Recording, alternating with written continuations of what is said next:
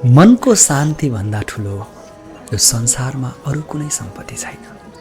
मान्छेको मन वायु जस्तै चञ्चल हुन्छ। मनलाई जित्नु नै संसारको सबैभन्दा ठुलो विजय हो।